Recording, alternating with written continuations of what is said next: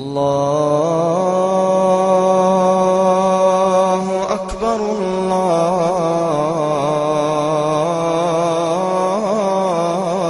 الله أكبر الله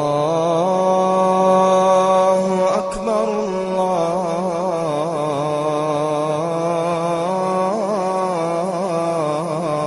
الله أكبر. الحمد لله رب العالمين، والصلاة والسلام على سيدنا وحبيبنا محمد وعلى آله وأصحابه ومن تبعهم بإحسان إلى يوم الدين. أما بعد, chers frères, chers fidèles,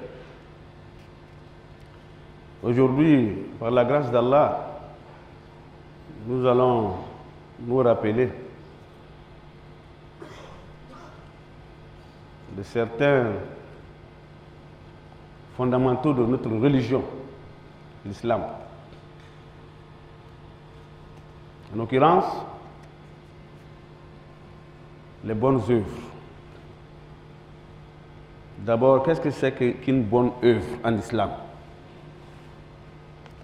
Ensuite, nous allons parler des conditions avec lesquelles Allah subhanahu wa ta'ala agrée une bonne œuvre en islam.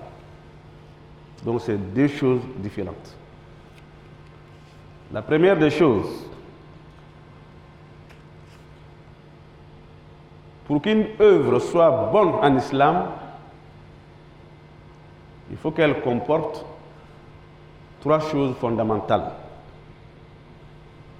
Donc, on dit que l'œuvre que tu poses là, en islam, c'est une bonne œuvre, il te faut trois choses fondamentales. La première des choses, c'est l'intention.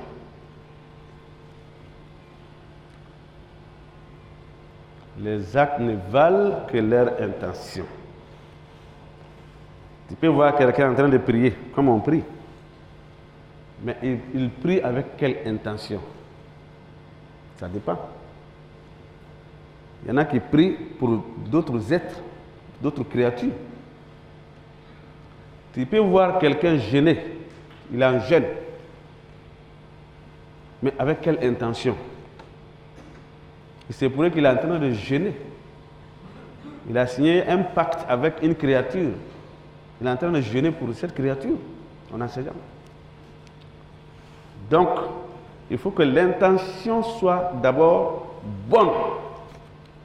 C'est-à-dire que cette bonne œuvre-là soit effectuée pour Allah subhanahu wa ta'ala. Ensuite, que l'acte que vous allez poser soit un acte légiféré par l'islam. Que ce soit un acte autorisé d'abord. Troisième, c'est de prier pour que Allah accepte, Allah agrée l'acte posé.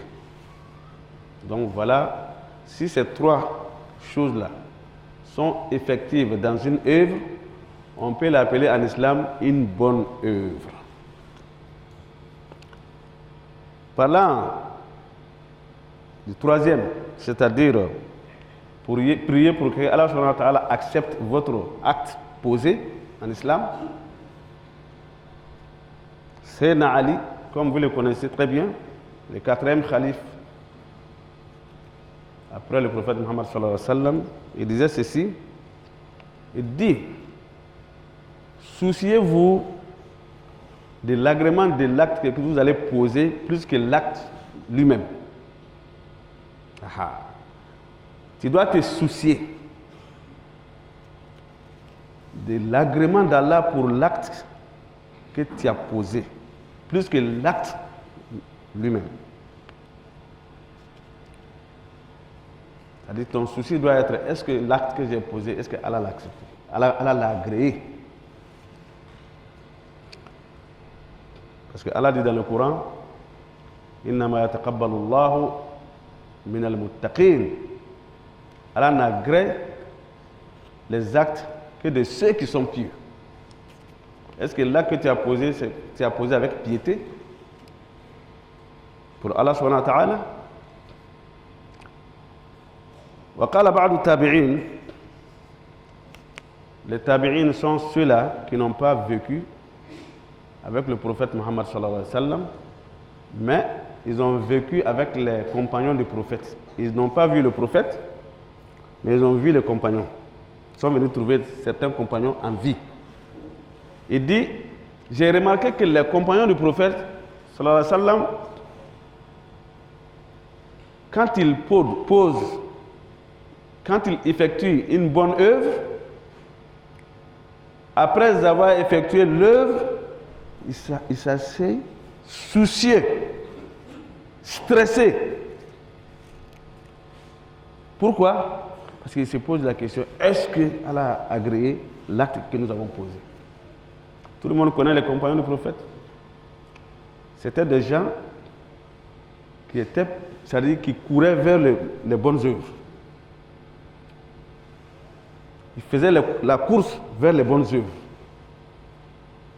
Alors, non seulement ils le font bien, mais après ils se soucient, est-ce que Allah l'a accepté ou pas? Et c'est comme ça que tout bon musulman, tout bon croyant doit être, après avoir posé un acte en islam.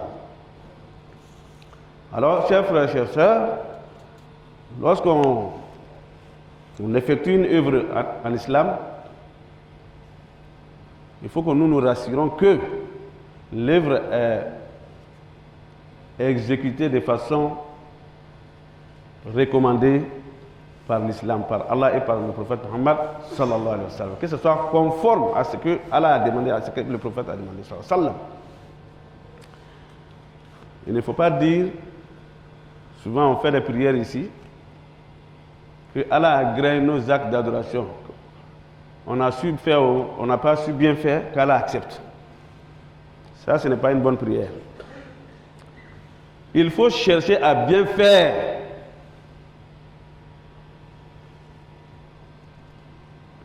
Lorsque l'acte est bien fait et complet, à ce moment, on demande à Allah de l'agréer.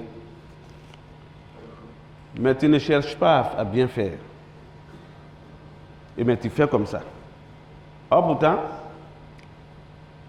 quant à la recherche de la vie d'ici-bas, tu fais des recherches approfondies pour maîtriser cela, parce que tu dois recevoir des gains dans l'immédiat. Quand on te demande de monter un dossier pour avoir un marché, tu vas monter le dossier de façon minutieuse. Tu vas voir même les experts, aidez-moi parce qu'il y a des montages de dossiers. Quand les bailleurs voient ça, automatiquement, c'est agréé, on donne. Mais tu vas chercher ça, tu vas courir vers les experts pour qu'on monte bien ton dossier. Pour que quand les bailleurs voient les locaux, mais le créateur des bailleurs, c'est Allah subhanahu wa ta'ala. Tu vas faire un dossier pour monter vers Allah subhanahu wa ta'ala, et tu ne montes pas bien, tu dis, que ça soit bien, Allah agrée. Allah ne va pas agréer. Ça ne va pas marcher. Donc Allah nous donne la bonne compréhension.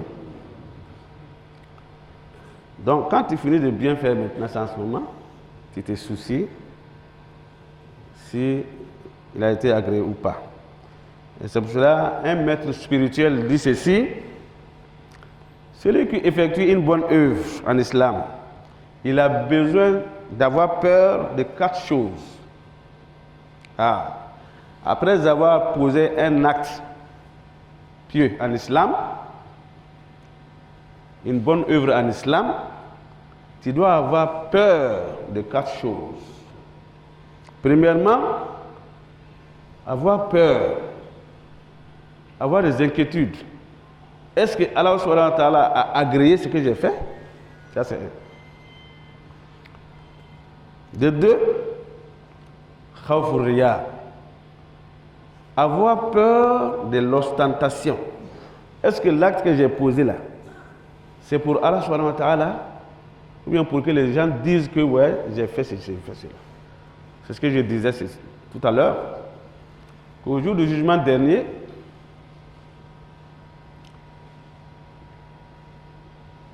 quelqu'un viendra, se présentera devant Allah subhanahu wa ta'ala, un martyr, c'est-à-dire qui est mort dans la guerre sainte. Allah lui dira, oh mon serviteur, voilà les grâces que je t'ai accordées. Il va dire oui, mais c'est pour cela que j'ai mené le combat pour toi, Allah subhanahu wa ta'ala. Et je suis resté dans ce combat. Je suis mort dans le combat pour toi, Allah subhanahu wa ta'ala. Allah lui dira, tu mens. Tu es rentré dans cette guerre-là, pourquoi on dit que tu es brave, tu es fort. Ça a été dit. Donc tu n'as pas de récompense auprès de moi ici. Un autre se présentera devant Allah subhanahu wa ta'ala. Ah, Allah, j'ai appris le Coran. J'ai enseigné le Coran et moi-même j'ai lu le Coran, comme tu le veux. Allah va dire, tu mens. Tu as lu le Coran, pourquoi on dit que tu sais lire, tu es fort. Eh bien, ça a été dit. Donc, tu n'as rien chez moi aujourd'hui. Un autre viendra, à qui Allah avait confié beaucoup de fortune. Allah lui dira, oh serviteur, voilà les grâces que je t'ai faites. Je t'ai donné la fortune, tout ça. Il dit, oui, tu m'as donné la fortune et c'est pour cela que j'ai dépensé dans tous les sentiers d'Allah subhanahu wa ta'ala.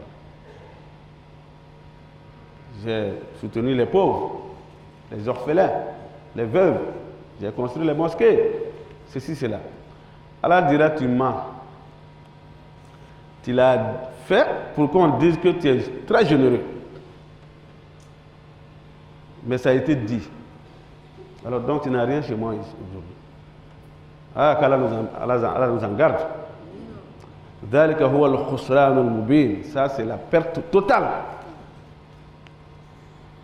Ah. Ensuite, avoir crainte, avoir peur de pouvoir conserver les acquis, les bienfaits que tu as effectués ici-bas, les bonnes œuvres que tu as effectuées. Il faut avoir peur de pouvoir les préserver jusqu'à ta mort. Parce que souvent on fait des bonnes œuvres, mais on fera d'autres péchés qui vont venir supprimer tous ces bienfaits-là, qu'Allah nous en préserve. Donc, il faut avoir peur de cela. Il faut tout faire pour conserver ces bienfaits-là, jusqu'au jour du jugement dernier. Quatrièmement, alors il faut avoir peur de n'avoir pas été chanceux. Ah, parce que ça aussi, c'est Allah qui accorde la chance. Effectuer une bonne œuvre là, c'est une chance. C'est une grâce d'Allah subhanahu wa ta'ala. Ah. Mais tu l'as fait. Est-ce que c'est conforme à ce que Allah a demandé? Il y a ça aussi. Donc prie Dieu, il faut avoir peur que ce que tu as fait là ne soit pas conforme à ce que Allah avait demandé. Qu'Allah nous donne la bonne compréhension. On en arrive maintenant, chers frères, chères sœurs, aux conditions par lesquelles Allah agrée maintenant les bonnes œuvres. On connaît maintenant les bonnes œuvres. Mais comment Allah les agrée? Par quelles conditions? La première condition pour qu'Allah agrée une œuvre en islam, c'est que la personne qui va effectuer cette œuvre-là soit musulmane. Soit musulmane d'abord. Parce que Allah n'agrée pas ce qu'un mécréant fait.